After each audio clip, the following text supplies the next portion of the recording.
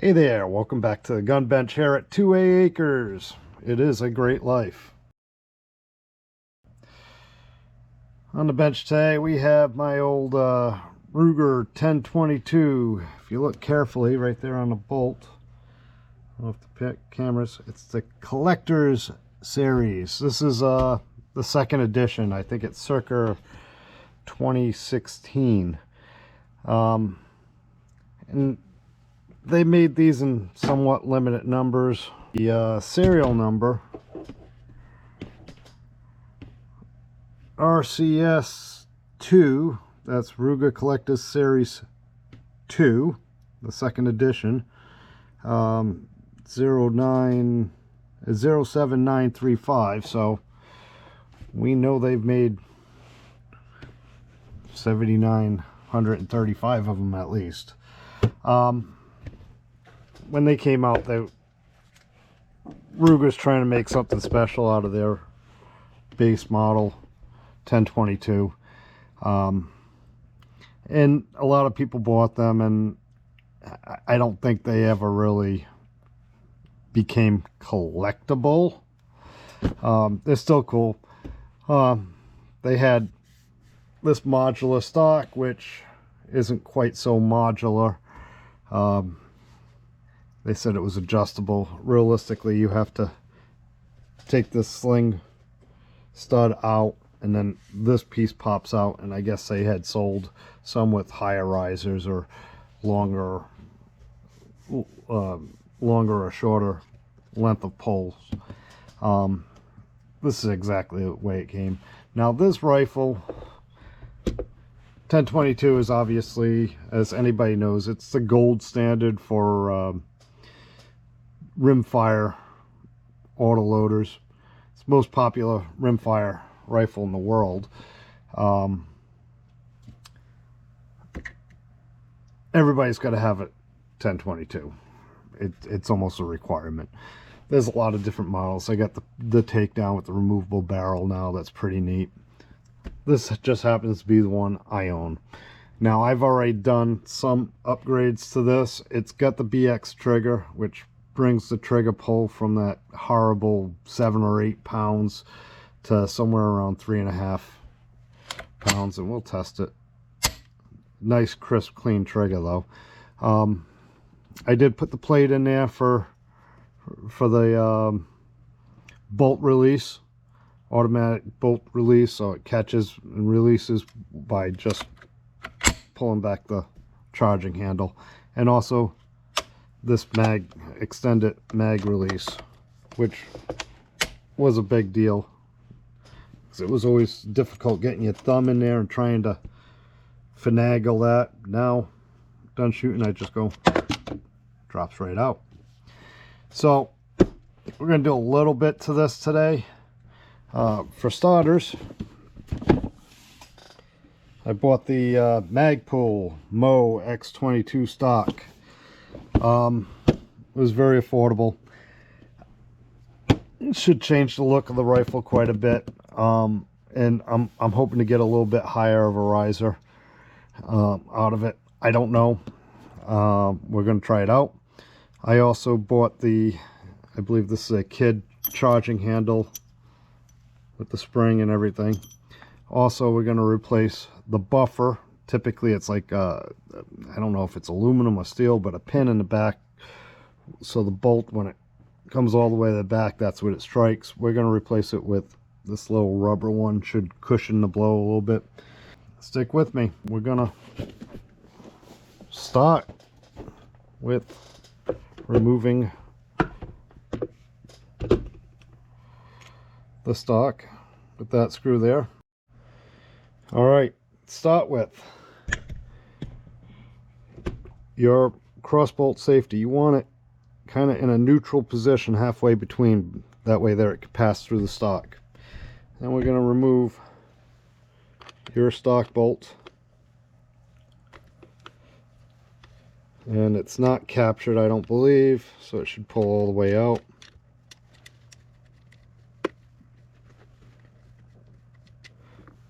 And now it should pull right out. There's the old stock. Set that to the side. We can lose this now. And look at that. That's the old buffer.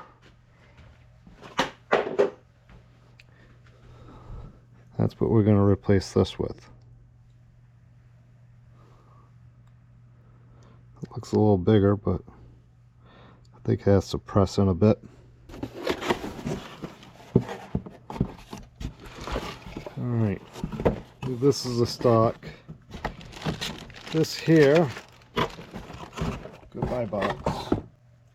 I believe this is a tray if you had a bull barrel versus the pencil barrel.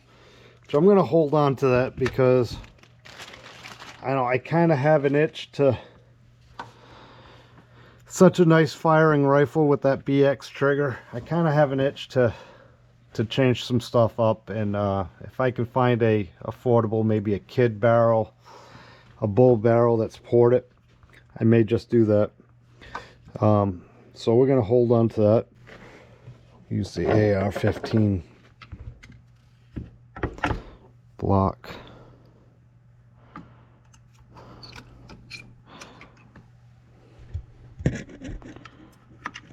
Doesn't take a whole lot, does it?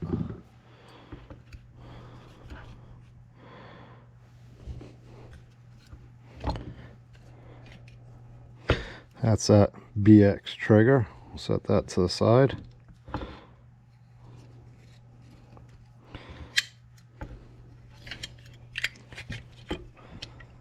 Lift this up.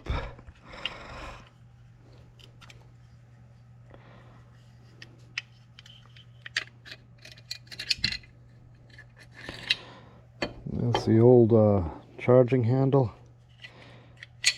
Now this should lift right out and fall out maybe. See, there's that polished on one side, well, polished on two sides. It's like laser scribed collector series. Whoopee. Your charging handle, yep.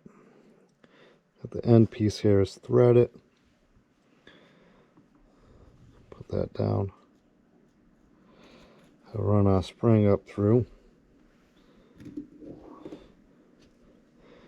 And the charging handle, if I got it in the right orientation, which I may not, then that cap threads back on.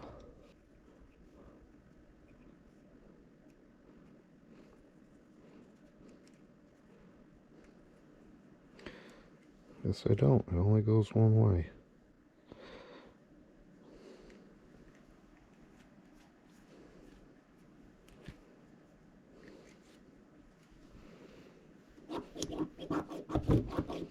Alright, right off the bat, let's throw some oil on this. Using the Lucas.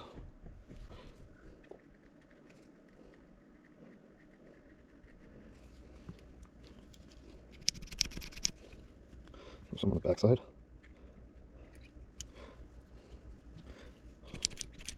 Alright, well, let's put our bolt back in.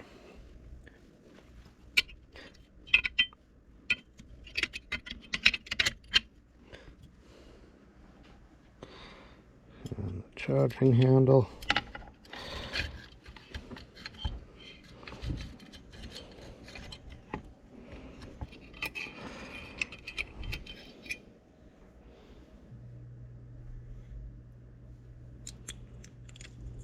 That should lock up pretty nicely.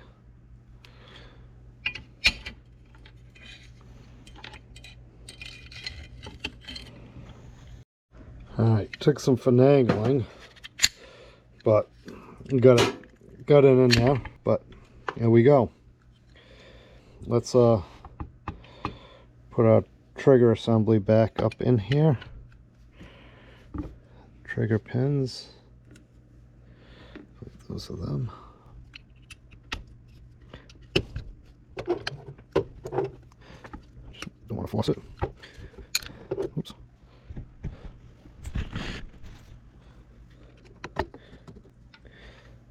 Now, this is that rubber buffer.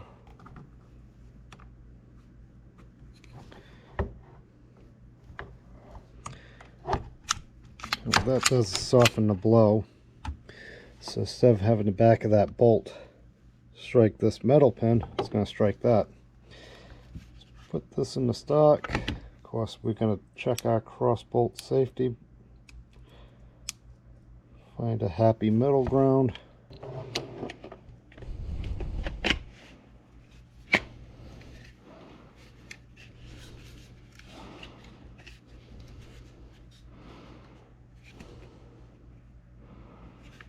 Sucks awful tight. There we go. Took some doing.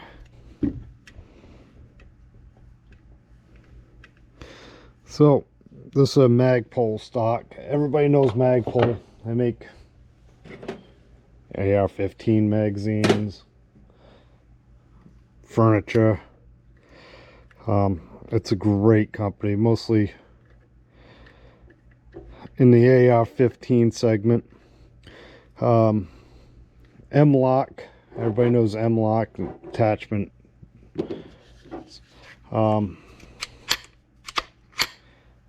Beautiful.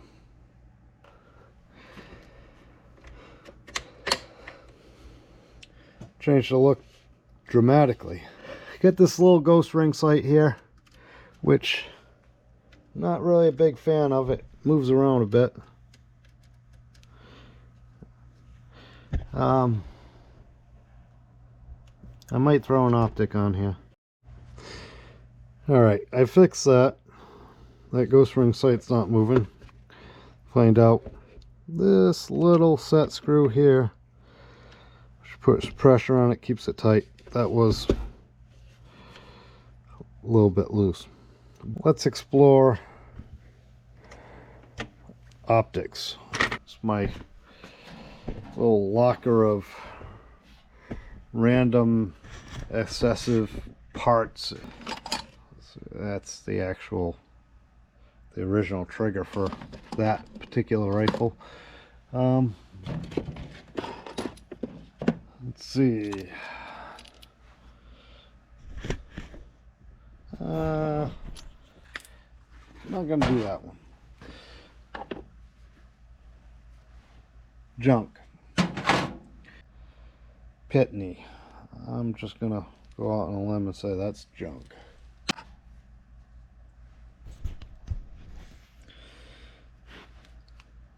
I'm not quite sure if I like the way it's elevated. It seems like it'll get loose off the base. That's a magnifier. Yeah. Do I have something? I think we have a winner. I don't think it's a great optic, but I think it's going to work. What do you think? Let's set that up. Probably a low-cost optic. It's a 2 MOA.